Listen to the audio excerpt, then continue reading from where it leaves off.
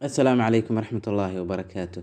Xuduudda laba dowladood waa halka uu ku dhammaado dhulka dowlad ay leedahay kana bilowdo dowlad kale dhulkeeda. Sida caadiga ah, xuduudaha u dhexeeya dowladuhu waa kuwo la yaqaano oo xariiq bug ah ama ha kala saaro, ama webi ama kayn ha kala saarto. Laakiin muuqaalka maanta insha Allah waxaan kaga hadli doonaa xuduudaha ugu la yaabka badan uguna cajiibsan ee dowladaha kala saara dunida.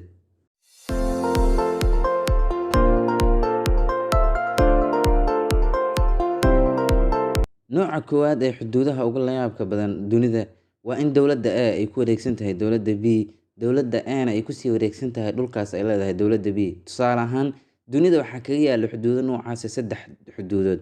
Kuwa ugu horreeya waa xuduudda u dhexeysa Imaaraadka iyo Cumaan. Dhulkan idiin muuqdo ama sawirka idinkaga muuqdo ee cagaaran waa dhul ay leedahay Imaaraadka. Waxaa ku wareegsan Cumaan, waxaana kusii wareegsan Imaaraadka. Dhulkaas yar ee Cumaan leedahay wuxuu ku dhex yaalaa Imaaraadka, halka dhulkaas yar ee Cumaan leedahay ay ku dhex yaalla Imaaraadkuna uu kusii dhex yaalo dhul yar oo ay leedahay Imaaraadku. Taas waxay ahayd midda ugu fudud. Markaana aan tagnay Yurub, xuduudda u dhexeysa waddanka Holland iyo xuduudda u dhexeysa waddanka Belgiumka, gaar ahaan qaybo ka mid ah magaalo lagu magacaabo Barley Nassau iyo Barley Hertog. Musawirkan wuxuu caddeynayaa xuduudda la yaab kale ee u dhexeysa Netherland iyo Belgiumka. Kalarka jaalaha ah ama midabka hurdiga ah sida u taqaano dhulka leh waa dhul Belgium ah, halka dhulka midabka cadayska leh uu yahay dhul ay leedahay Netherland. Belgiumka dhulka uu leeyahay ee ay ku wareegsan tahay dhulka Holland uu leeyahay waa 22 dhul, 22 cad oo dhul ah, halka 8 dhul oo ay leedahay Hollandna uu ku wareegsan yahay dhul ay leedahay Belgiumku. Xuduuddaas ma ahan mid khariirada keliya ku xariiqan oo sida caadiga ah magaalada markaad joogto aan la aqoon, laakiin waa dhulka ku xariiqan.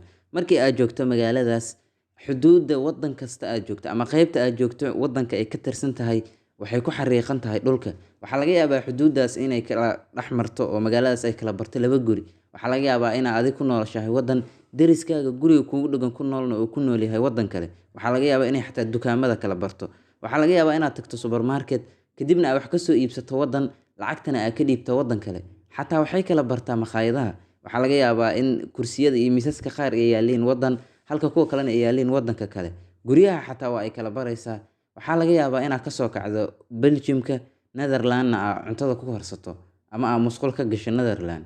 Xuduuddaas magaaladaas kala barbarto wax saameyn ah kuma lahan ama wax dhibaato uma geysanayso nolosha dadka ku nool magaalada, maadaama xuduudda labada dowladood ay isku furan tahay oo magaalada meesha doonta aad tagi karto.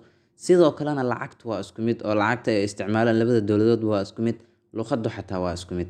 Ma dareemayo qofka ku nool magaaladaas dhibaato ay u geysanayso xuduudahaas. Nooca saddexaad ee xuduudaha noocaas ah waxay u dhexeysaa Hindiya iyo Bangladesh. Weliba waa meesha ay ku taalo dhulalka isku wareegsan ee dowladuhu ku wareegsan yihiin kuwa ugu tirada badan dunida. Waxaa ku yaalla meeshan 106 dhul oo ay leedahay Hindiya oo ay ku wareegsan tahay dhul ay leedahay Bangladesh, iyo 92 dhul oo ay leedahay Bangladesh oo ay ku wareegsan tahay Hindiya. Weliba waxaa ku yaalla dhul cajiib ah. Qaybtan ka mid ah dhulkan isku wareegsan waxaa ku arkaysaa dhul ay leedahay Hindiya oo ay ku wareegsan tahay Bangladesh. Waxaa ku sii wareegsan Hindiya, waxay ku sii dhex taallaa Bangladesh. Xuduuddan u dhexeysa Hindiya iyo Bangladesh mushkiladeeda ayay wadataa. Sababtoo ah tii Belgiumka iyo Holland iyadu waa ka duwan tahay oo labada dowladood xuduudooduna waa kala xiran tahay, lacagtooduna waa kala duwan tahay. Nooc kale oo ka mid ah xuduudaha cajiibka ah ee u dhexeeya dowladaha waxay u dhexeeyaan saddexdan dowladood: Kyrgyzstan, Tajikistan iyo Uzbekistan. 4 dhul oo ay leedahay Uzbekistan ayaa ku dhex yaalla Kyrgyzstan, halka dhul ay leedahay Kyrgyzstan uu ku dhex yaallo Uzbekistan. 2 dhul oo ay leedahay Tajikistan waxay ku dhex yaalliin Kyrgyzstan, halka dhul ay leedahay Tajikistan uu ku dhex yaallo Uzbekistan.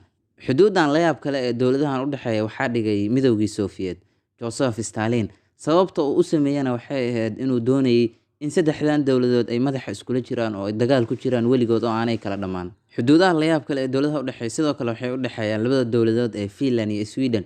Xuduudda u dhexeeyda waxay kala bartaa jasiirad. Jasiiraddan waxaa loo kala qaybiyay si la yaab leh.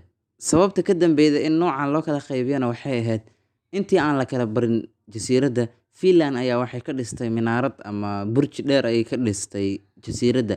Markii xuduudda la kala qaybiyana waxaa u caddaatay in minaaradii ama burjigii ay dhiseen uu ku dhex yaalla qaybta ay leedahay Sweden.